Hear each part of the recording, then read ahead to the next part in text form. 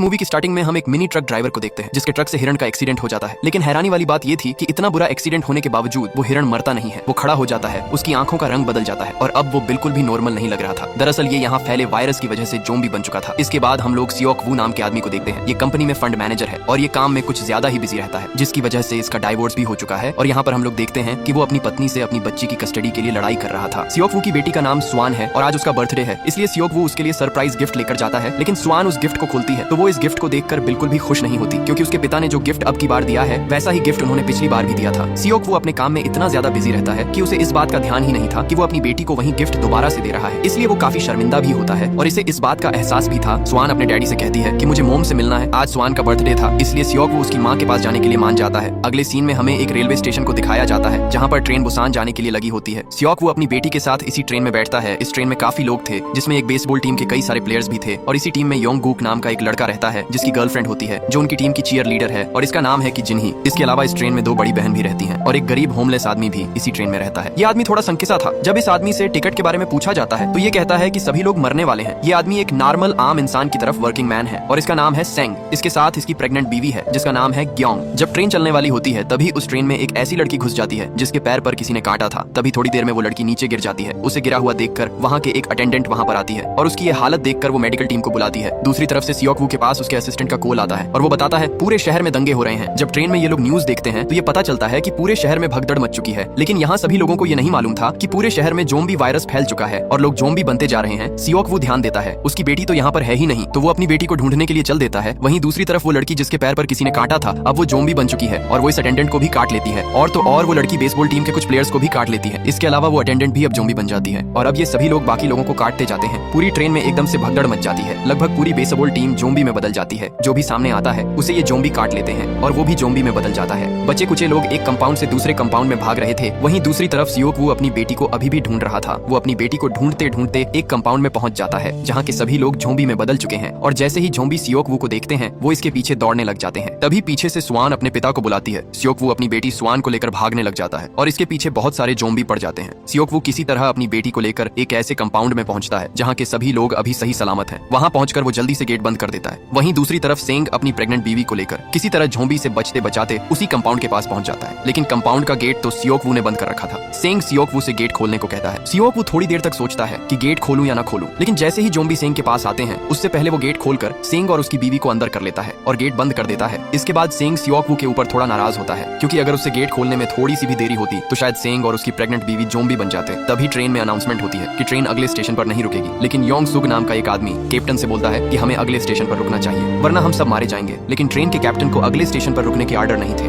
थोड़ी देर में अगले स्टेशन से जब ट्रेन होकर गुजरती है तो हम देखते हैं यहाँ पर कई सारे लोग ट्रेन में चढ़ने के लिए ट्रेन को रोकने की कोशिश कर रहे थे, क्योंकि प्लेटफॉर्म पर मौजूद सभी लोगों के ऊपर ज़ोंबी अटैक हो चुका था और वहाँ जितने भी बचे कुचे लोग थे ज़ोंबी उनको चुन चुन कर इन्फेक्ट कर रहे थे और लगभग पूरे शहर में ज़ोंबी वायरस फैल चुका है। इस स्टेशन के बाद ट्रेन में अनाउंसमेंट होती है कि ये ट्रेन अगले स्टेशन पर रुकेगी, क्योंकि वहाँ पर बचे कुचे पैसेंजर्स की सेफ्टी के लिए मिलिट्री को बुलाया जा चुका है। अब क्योंकि सियोक वू एक कंपनी में फंड मैनेजर है तो सियोक वू की पहुंच थोड़ी ऊपर तक है, इसीलिए उस बात को कंफर्म करने के लिए वो अपने सीनियर से फोन पर बात करता है और उससे पूछता है कि क्या अगले स्टेशन पर उतरना सेफ रहेगा। उसका सीनियर सियोक वू से कहता है कि अगले स्टेशन पर जो भी उतरेगा उसे आर्मी वाले क्वारंटाइन करेंगे। लेकिन सियोक वू अपनी बेटी के साथ कई क्वारंटाइन नहीं होना चाहता था, इसीलिए वो अपने सीनियर से रिक्वेस्ट करता है कि कोई और रास्ता नहीं है। उसका सीनियर कहता है कि तुम मेन गेट से मत उतरना, तुम ईस्ट वाले गेट से उतरना, मेरे आदमी तुम्हें वहीं से पिक कर लेंगे। इसके बाद ट्रेन थोड़ी देर में अगले स्टेशन पर पहुंच जाती है और वहाँ रुकती है। ये स्टेशन पूरी तरह से खाली था, यहाँ पर कोई भी नहीं दिख रहा था। बचे कुछ लोग ट्रेन से उतरते हैं और प्लेटफॉर्म में आगे बढ़ते हैं। यहाँ पर हम देखते हैं कि योंग सू कैप्टन से रिक्वेस्ट करता है कि हमें यहाँ पर नहीं रुकना चाहिए, यहाँ पर बहुत खतरा है। हालांकि कैप्टन को भी उसकी बात सही लगती है, क्योंकि यहाँ पर मिलिट्री वाले तो छोड़ो बल्कि कोई भी दिख नहीं रहा था। वहीं दूसरी तरफ सभी पैसेंजर मेन गेट की तरफ जा रहे थे, लेकिन सियोक वू अपनी बेटी के साथ सबसे अलग ईस्ट की तरफ जाता है। लेकिन यहाँ पर हम देखते कि वो होमलेस आदमी भी उनके पीछे पीछे आता है, क्योंकि इस आदमी ने सियोक वू की बात सुन ली थी। स्वान अपने पापा से कहती है कि हमें बाकी लोगों को भी अपने साथ लेकर चलना चाहिए, लेकिन सियोक वू कहता है कि नहीं बेटा, इस वक्त हमें सिर्फ अपने बारे में सोचना चाहिए। स्वान रोते हुए अपने पापा से कहती है कि आपकी इसी वजह से मम्मी भी हमें छोड़कर चली गई, आप सिर्फ अपने बारे में सोचते हो। दूसरी तरफ सभी पैसेंजर मेन गेट की तरफ बढ़ रहे थे कि वहाँ पर हम देखते हैं कि जितने भी मिलिट्री के लोग थे वो जोम्बी में बदल चुके हैं। इतने सारे जोम्बी को देखकर लोगों में भगदड़ मच जाती है। कुछ लोगों को जोम्बी इन्फेक्ट कर देते हैं और कुछ लोग उनसे अपनी जान बचाने के लिए इधर उधर भाग रहे थे। वहीं सियोक वो चालाकी में था, लेकिन ईस्ट गेट पर उसका कोई भी आदमी उसे लेने नहीं आता, बल्कि वहाँ भी मिलिट्री वाले होते हैं और वो भी जोम्बी में बदल चुके होते हैं। सियोक वो तेजी से भागकर अपनी बेटी के पास जाता है कि तभी उसकी बेटी के पीछे भी एक जोम्बी आ जाता है और जैसे ही वो स्वान को इन्फेक्ट करने वाला था कि तभी वहाँ पर सेंग आता है और उन जोम्बी से स्वान को बचा लेता है। इसके बाद बचे कुछ लोग प्लेटफॉर्म से बाहर आ जाते हैं और प्लेटफॉर्म का गेट बंद कर देते हैं ताकि जोम्बी बाहर ना आ पाए, लेकिन कांच का गेट कब तक जोम्बी को रोक सकता था। सभी लोग भागकर वापस ट्रेन में घुसने जाते हैं कि तभी कुछ लोग गलत गेट खोल देते हैं और ट्रेन के अंदर से भी बहुत सारे जोम्बी बाहर निकल जाते हैं। अब लोग आगे और उनके पीछे पीछे जोम्बी भाग रहे थे। किसी तरह लोग बचते बचाते एक सेफ कंपाउंड में पहुंचते हैं। यहाँ पर हम देखते हैं कि वो जो दो बूढ़ी बहनें थी उन दोनों की जान जोम्बी से बचाने के लिए एक बहन को ट्रेन अटेंडेंट दूसरे कंपाउंड में ले जाती है और उनमें से एक को प्रेग्नेंट औरत स्वान के साथ एक दूसरे कंपाउंड में लेकर चढ़ जाती है। तभी उसी कंपाउंड में वो होमलेस आदमी भी चढ़ जाता है, लेकिन ये लोग जिस कंपाउंड पर चढ़ते हैं उस कंपाउंड में बहुत सारे जोम्बी थे और जोम्बी से बचने के लिए ये लोग टॉयलेट में छुप जाते हैं। दूसरी तरफ योंगसू ट्रेन अटेंडेंट को पकड़कर बोलता है कि भाई किसका वेट कर रहे हो, चलो जल्दी वरना हम लोग मर जाएंगे। लेकिन जिन्ही उनसे बोलती है कि अभी मेरे दोस्त प्लेटफॉर्म पर ही है, उनको आने दो तब हम चलेंगे। लेकिन योंगसू बहुत ही मतलबी था, वो ट्रेन अटेंडेंट से लड़कर ट्रेन चालू करवा लेता है। वहीं दूसरी तरफ हम लोग देखते हैं कि सेंग बाकी लोगों के साथ मिलकर उस कांच के गेट को पकड़ के रखा हुआ था ताकि जोम्बी बाहर ना आ सके। जैसे ही वो कांच का गेट टूटने वाला था वो लोग गेट छोड़कर भागने लग जाते हैं, लेकिन भागते भागते योक गुक के दोनों दोस्तों को जोम्बी इन्फेक्ट कर देते हैं। सेन और सियोक वो उसे संभालते हैं और उसके साथ ट्रेन की तरफ जाते हैं, लेकिन यहाँ पर तो ट्रेन चल चुकी थी और इन तीनों के पीछे बहुत सारे जोम्बी पड़ चुके हैं। अपनी जान बचाने के लिए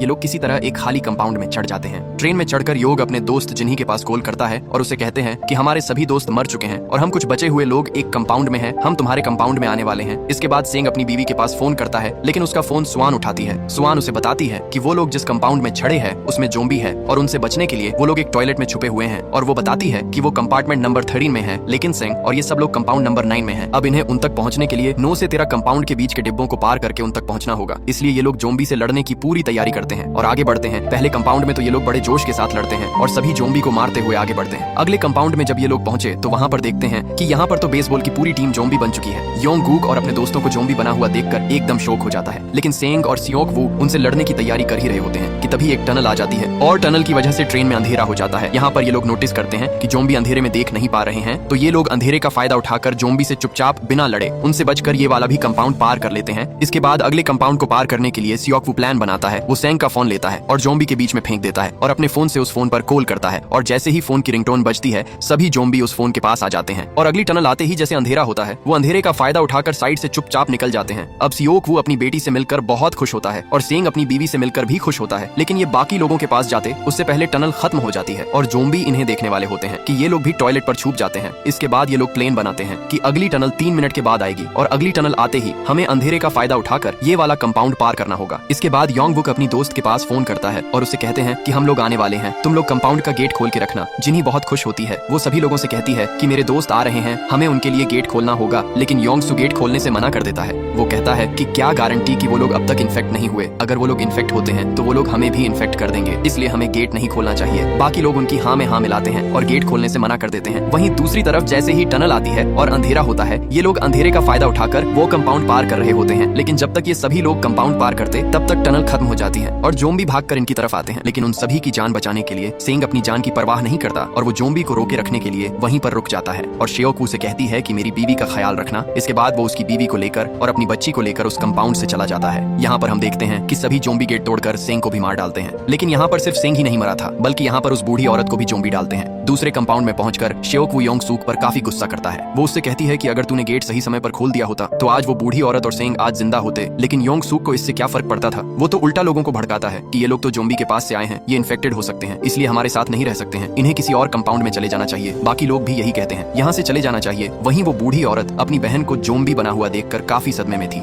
इसके बाद शियोक वो भी गुस्से में आकर उन सभी के साथ दूसरे कंपाउंड में चला जाता है और इनके साथ जिन्ही भी चली जाती है। इन सभी के जाने के बाद ये लोग उस कंपाउंड का गेट अच्छे से बंद कर देते हैं ताकि वो लोग यहाँ पर ना आ सके। यहाँ पर हम देखते हैं कि उस बूढ़ी औरत की बहन कंपाउंड के गेट को खोल देती है क्योंकि उसकी बहन के जोम्बी बनने के कारण ये लोग थे। गेट खुलते ही सभी लोग न्यूज कंपाउंड में घुस जाते हैं और सभी को इन्फेक्टेड कर देते हैं। सभी लोग चिल्ला रहे होते हैं। अब ये सभी लोग जोम्बी बन जाते हैं। वहीं दूसरी तरफ वे लोग बच जाते हैं। शियोक वो अपनी बेटी से कहती है कि बेटा मैं तुम्हें तुम्हारे बर्थडे पर तुम्हारी माँ से जरूर मिलूंगा। तभी ट्रेन किस स्टेशन पर जाकर रुक जाती है क्योंकि ट्रैक पर 2 ट्रेनें आपस में टकराई हुई थी जिसकी वजह से रास्ता बंद था। अब उन्हें आगे बढ़ने के लिए दूसरी ट्रेन बदलनी थी। वहीं हम देखते हैं कि योंगसूक एक अटेंडेंट के साथ एक टॉयलेट में छुपा हुआ है। वो अपनी जान बचाने के लिए अटेंडेंट को जोम्बी के बीच फेंक देता है और खुद वहां से भाग जाता है। दूसरी ट्रेन तक जाने बचाने के लिए योग और जिन्हें एक ट्रेन के बीच में से होकर जाते हैं। यहाँ पर योंग सूक आ जाता है और जिन्हीं को जोम्बी के बीच में फेंक देता है और खुद वहाँ से भाग जाता है। अब जिन्हीं भी इन्फेक्टेड होने की वजह से जोम्बी बन जाती है, योंग हुक जिन्हीं से बहुत प्यार करता था इसलिए वो उसे को छोड़कर नहीं जाता और वो उसे काट लेती है और अब योंग भी इन्फेक्टेड हो जाता है। तभी हम लोग देखते ही सामने से जलती हुई ट्रेन आती है और वो ट्रेन से टकरा जाती है, जिसकी वजह से सियोक वू, वो प्रेग्नेंट औरत, एक जोम्बी से भरी हुई ट्रेन के नीचे फंस जाते हैं। वहीं दूसरी तरफ हम लोग देखते हैं कि कैप्टन एक ट्रेन के पास पहुंच गया है। कैप्टन ट्रेन से उतरकर योंग सूक की मदद करने के लिए जाता है, लेकिन योंग सूक इतना मतलबी था कि वो कैप्टन को भी जोम्बी को बीच में धकेल देता है। वहीं दूसरी तरफ सियोक वू किसी तरह उस ट्रेन के नीचे से निकलने की कोशिश कर रहा था कि तभी उन सभी को जोम्बी से बचाने वो होमलेस आदमी जोम्बी को एक तरफ रोके रखता है और यहाँ पर सियोक वू उस प्रेग्नेंट औरत के साथ और बच्ची के साथ बाहर निकल जाता है, लेकिन वो होमलेस आदमी उन सभी की जान बचाने के लिए वहीं पर रह जाता है। इसके बाद हम लोग देखते हैं कि सियोक वू और वो प्रेग्नेंट औरत स्वान के साथ एक चलती हुई ट्रेन के पीछे दौड़ रहे हैं और उन सभी के बीच अब बहुत सारे जोम्बी दौड़ रहे हैं। इतने सारे जोम्बी इनका पीछा करते हैं, लेकिन फिर भी ये लोग हिम्मत नहीं हारते और किसी तरह ये ट्रेन पर चढ़ जाते हैं। लेकिन जोम्बी भी हिम्मत नहीं हारते, वो लोग भी ट्रेन पर लटक जाते हैं, जिसकी वजह से ट्रेन की स्पीड काफी धीरे हो जाती है। सियोक वू किसी तरह से जोम्बी की पकड़ से ट्रेन को छुड़ा लेता है, लेकिन जब सियोक वू आगे इंजन की तरफ कैप्टन के रूम में जाता है तो वो देखता है कि कैप्टन के रूप में योंग सूक होता है और वो भी इन्फेक्टेड हो चुका है, लेकिन योंग सूक अभी पूरी तरह से जोम्बी नहीं बना। तभी योंग सूक अचानक सियोक वू पर हमला कर देता है। सियोक वू उससे अपने आप को बचाने की बहुत कोशिश कर रहा था, लेकिन योंग सूक उसके हाथ पर काट लेता है। यहाँ पर हम देखते हैं कि सियोक वू को अपने आप को जंजीर में बांध लेता है और योंग को लेकर ट्रेन से नीचे खुद जाता है। योंग सूक तो नीचे गिर जाता है, लेकिन जंजीर से बंधे होने के कारण सियोक वू बच जाता है। सियोक वू को पता था कि अब वो भी इन्फेक्टेड हो गया है। वो फटाफट उस प्रेग्नेंट औरत को और अपनी बेटी स्वान को कैप्टन के रूप में ले जाता है और उन्हें ट्रेन के बारे में कुछ बेसिक सी बातें बताता है। सियोक वू अपनी बेटी से कहता है कि तुम बुसान उतरने के बाद अपनी माँ के पास चली जाना और जब तक तुम बुसान ना पहुंच जाओ इन आंटी के साथ ही रहना। स्वान बहुत रो रही होती है, वो अपने पिता से अलग नहीं होना चाहती थी। सियोक वू भी अपनी बेटी से अलग नहीं होना चाहता था, लेकिन अपनी बेटी को बचाने के लिए उसे ऐसा करना पड़ रहा था। सियोक वू उस रूम से बाहर आ जाता है और खूब रोता है और रोते रोते बेटी के बारे में सोचता है। वो अपने बेटे के साथ बिताए लम्हों को याद करता है और उन्हीं यादों को अपनी जिंदगी के आखिरी लम्हों में अपनी आंखों में संजोए सियोक वू हंसते हंसते इस ट्रेन से कूद जाता है। दूसरी तरफ स्वान बहुत रो रही थी। इसके बाद हम देखते हैं कि थोड़ी देर बाद वो ट्रेन बुसान स्टेशन पहुंच जाती है। यहाँ पर ये दोनों ट्रेन से उतरते हैं और एक चैनल से होकर आगे जाते हैं कि यहाँ पर बहुत सारे मिलिट्री वाले बैठे हुए थे। मिलिट्री वाले जब इन्हें देखते हैं तो समझ नहीं पाते कि ये एक नॉर्मल इंसान है या कोई इन्फेक्टेड जोम्बी है, इसीलिए वो लोग तय करते हैं कि इन्हें गोली से उड़ा दिया जाए। जैसे ही वो लोग गोली चलाने वाले थे कि तभी स्वान वही पोयम गाती है जो वो अपने पिता को सुनाने वाली थी। मिलिट्री वाले ये समझ जाता है कि ये लोग नॉर्मल इंसान है और वो लोग इन दोनों को रेस्क्यू कर लेते हैं और इसी के साथ इस मूवी का एंड हो जाता है। दोस्तों, आपको ये फिल्म कैसी लगी लाइक और कमेंट करके जरूर बताएं। मिलते हैं अगली वीडियो में।